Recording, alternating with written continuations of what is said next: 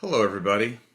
Today is, don't tell me, what month is it? April, right? April 19th, 2022. Today's video I hope is fun. I hope it doesn't offend anybody or ruffle any feathers, but it probably will because anytime you actually put a line in the sand, take a stance on something, and define, you know, your views on a particular thing, by its very nature, you might alienate some folks or offend some people. But It's not my goal. Okay, it's not my goal. It's not a controversial topic that we're talking about here.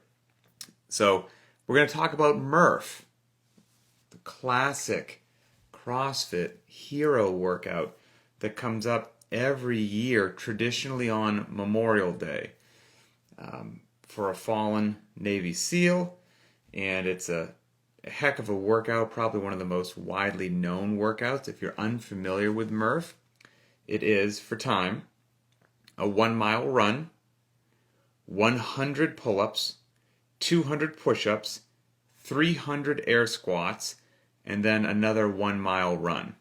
And it's written that if you have a body armor or a weight vest, go ahead and wear it. Traditionally, a 20-pounder for the men, 14 for women. And the other part of Murph is that you're allowed to partition the gymnastics movements in the middle in any way that you see fit. And what that means is you're still going to have a mile run at the beginning and a mile run at the end, but those, you don't necessarily have to do all 100 pull-ups, then the 200 push-ups, and then finally the 300 squats. You can mix those up as long as you get the work done between the two runs. So a very popular way to do Murph is to do 20 rounds, basically Cindy, to do 20 rounds of 5 pull-ups, 10 push-ups, 15 air squats. That will eventually accumulate that work, and then you take off on the final run. So, not to let the cat out of the bag, but like I said, that comes around every Memorial Day, and yes, that will be programmed for Memorial Day at CrossFit Linchpin as well. So you can go ahead and count on that. I don't think that I'm, doing a spoiler alert for any upcoming programming with that. But, and as a matter of fact, Murph was my very first CrossFit workout of my entire life. And this was back in 2005. And if you're watching this video right now, you can see those helmets sitting in the back of the wall. And those helmets are from the different phases of BUDS, which is SEAL School. And so back in 2005, I think I'd only been a civilian for like a year and a half or something like that. So I'd just come out of, 7 or 8 years in the Navy as a SEAL. And then this workout is for a fallen SEAL, and some of the people that went in to get Murph as well, that lost their lives. I knew some of those folks. So anyway, Murph had some significance and value, and it still does. And for my first CrossFit workout, I figured it seemed very fitting. I'd heard about this CrossFit thing, wanted to give it a try. And I know this always shocks people when I tell them, but stick with me on this. With Murph as my first workout, it did not seem that bad, period. I did not have any fear, and nothing about the Murph workout seemed overwhelming. And that's because, based upon what I was doing for physical training then and life in the SEAL teams and all that, 2 miles of running is no big deal. That's nothing. We do tons of pull-ups. Now, granted, they're strict, not kipping, but tons of pull-ups, tons of push-ups. We always have some sort of weight on our body. So, none of that was alarming in any way, shape, or form. The only thing that was new to me was the air squats. I didn't really do those and hadn't really done them before, but I was like, all right, that's just one part of the workout. So I tackled Murph, not really thinking it was going to be what it turned out to be. Long story short, I don't even think I wore a vest for my first Murph. I think I did it slick. It decimated me because I had done all of those things before, but more segmented, as classic training was back then. Doing everything back to back to back to back, that that gave me a wallop like I did not see coming. I think it took me about an hour, slick again, and just laid on my back wondering what the heck just happened, because I had considered myself really, really fit and in great shape, and I did not expect to be just destroyed like that. So in my simple brain, it was a very easy equation. The equation was, this thing called CrossFit just destroyed me. I thought I was in good shape. There must be people out in the world doing this CrossFit thing, and they're good at it. That means they would destroy me in a physical endeavor. That's unacceptable. I therefore must start doing CrossFit. That's as simple as it was in my head. That's it. Period. End of story. And from that day forth, my fitness journey began in CrossFit, and I never looked back. So now we're getting to the point of this video, I guess you could say, which is, so Murph's coming up. We said what Murph is. Murph's coming up on Memorial Day, which is May 30th this year. Today's April 19th. About 10 days ago, on April 9th, we did a named CrossFit workout called Barbara. Barbara is all gymnastics work. It's 5 rounds, each for time, 20 pull-ups, 30 push-ups, 40 sit-ups, and 50 air squats. And you rest 3 minutes between each one of those 5 rounds. So it's kind of interval style. Barbara is nasty, just big chunks of gymnastics work. And I can see why people would think this, but there was, several people just randomly saying, we're doing some Murph prep. There's got to be Murph prep, because Murph's coming up in, 5 or 6 weeks. And I can see how you do all that gymnastics work, and it's, Barbara is Cindy-ish to a degree. Like I said, there's basically 20 rounds of Cindy in Murph. Murph's coming up in 5 or 6 weeks, and so this must be Murph prep. So allow me to say, from my, opinion, how I program and what I do with CrossFit and, my methodology and all that good stuff, that 100%, the reason that we did Barbara, 100% was not Murph prep. Period. End of story. We do not do Murph prep.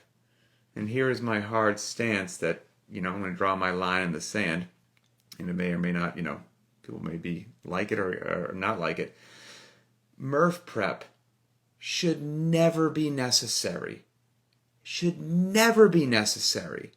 If you need to prep for Murph, now if you've been doing CrossFit for 4 weeks, that's a different deal, okay? So you need to frame this conversation with, I have this special circumstance. I'm not talking about that. I'm talking about you've been doing CrossFit for a year or more, multiple years. You do CrossFit, Murph's coming up, and you feel that you have to do Murph prep. I think that is absolute garbage baloney, and it makes me immediately question what the heck you're doing on a daily basis for your quote-unquote CrossFit training that you're doing every day, or CrossFit workouts. Murph is a couple miles of running and 20 rounds of Cindy. And okay, you may wear a vest, you may not wear a vest. But if what you're doing day in and day out, week in and week out, month in and month out, does not have you ready to jog a couple of miles and to do 20 rounds of Cindy, I think from my personal experience, I don't think what you've been doing has the payoff that it should. Because while Murph is a long grinder of a workout, and there's no doubt about that, in any workout at all, if you decide to go bonkers on it and bring a level of intensity that you just normally don't bring because you've made it something special in your mind, well then yes, it's going to sting and destroy you much more than any other workout because you decided to just go bonkers that day. Okay, so that's a unique criteria as well. But the actual work of Murph, a couple miles of running and 20 rounds of Cindy, there should be nothing alarming in that. And there should be nothing in that what an actual CrossFitter doing real CrossFit workouts, it should not strike the fear. It should not strike fear in you. You should be well prepared, honestly, to do Murph any week of the year. Any week of the year. It does not matter. It is what it is. And I saw somebody comment on this, and yes, you know exactly where I'm going because I've been vocal about this as well. This also rings in my mind of another thing that drives me bonkers, which is open prep for the CrossFit Open that comes around every year. I would just say the same thing that I just said about Murph. If you have to prep for the Open, I don't know what you've been doing all year long, but it probably hasn't been CrossFit. The Open is and should be, has been so far, just pure CrossFit. And so if you're doing CrossFit, you don't need to prepare to do CrossFit. If you've been doing something other than CrossFit, well then I guess yes, you do need to. But if you're actually doing general physical preparedness, true CrossFit, in my mind anyway, couplets and triplets, going heavy at least once a week, every now and then we go long, embracing intensity over volume. You embrace variance, you don't cherry pick workouts, you get outside of your comfort zone, you scale when you need to. There is nothing alarming about Murph, and there's nothing alarming about the Open. And Open prep, I don't want to go down a rabbit hole here. I just think it's wonderful marketing. I think people like to feel like you're doing some sort of special block or cycle or something, and it just, I think it's marketing clickbait, and I can't get behind it. It's, to me, the mere fact that you have to do open prep, something's wrong. And like I said, the Open is just, it's one CrossFit workout a week. If you're doing CrossFit, it's not a crazy amount of volume either. You can do one CrossFit workout a week. You can do that at any time. That's what you're doing anyway. And if the Open ever becomes something that requires some sort of special, I don't even know, then we're in a sad situation in the CrossFit ecosystem, and I would say that HQ is doing something weird and odd, and that should be immediately, suspicious. Now, that hasn't happened. I don't see that happen, but because my point is, you don't need to prep for it. It's just CrossFit. So, yeah, that's it. We don't prep for Murph. We don't prep for the Open. Again, it may sound like a corny tagline, but it truly is not. We do Murph, and we do Cindy, and we do Barbara and DT, and a 7x1 deadlift, and 8x200 meter repeats, and whatever those things are, not necessarily to get better at those individual activities. We do all of those activities in an intelligently designed sequence, manner, and choreography that should elicit a response in your body that you're more capable out in the real world, that your knees, back, and shoulders feel good, and you can do whatever you want to do on planet Earth, and you live a long, healthy life. And along the way, yeah, your deadlift goes up, your Helen time goes down, you get more rounds of Cindy, but getting more rounds of Cindy isn't necessarily the goal. The goal is to move your body in an intelligent manner on any particular day based upon what it is that you did the day before. And that doesn't necessarily mean that you need to PR that workout, right? Because if we program Cindy, or when we programmed Barbara, there's the potential that the last time that we programmed Barbara, the 2 or 3 days leading up to that were a little bit different. So your body might feel a little bit different, right? So yes, Barbara is the same workout. How you slept might be a little bit different. How you ate might be a little bit different, all of those things.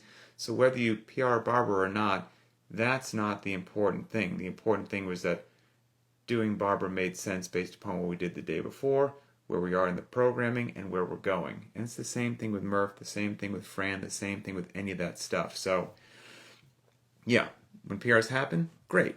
But we move our body, we choose our loadings, we choose our rep ranges with nicely laid out variants to keep the athlete moving forward, to give them just enough of a dose to get adaptation and drive their fitness in a good direction without overtraining them and leaving them feeling beat up. And then when Murph comes around, you just do Murph. And that's it. And I would recommend you don't put any additional pressure on yourself. And I'm saying this as a veteran myself. Don't get me wrong. I'm going to go out there and I'm going to pour my heart and soul into Murph. And whatever the clock says is just whatever the clock says. That's okay. It's the, if I so choose, it's just the effort that day that I gave. That's the tip of the cap. So anyway, that's it. That's my stance on Murph prep. That's my stance on open prep or any of that kind of malarkey. So have a wonderful day, and we will talk later.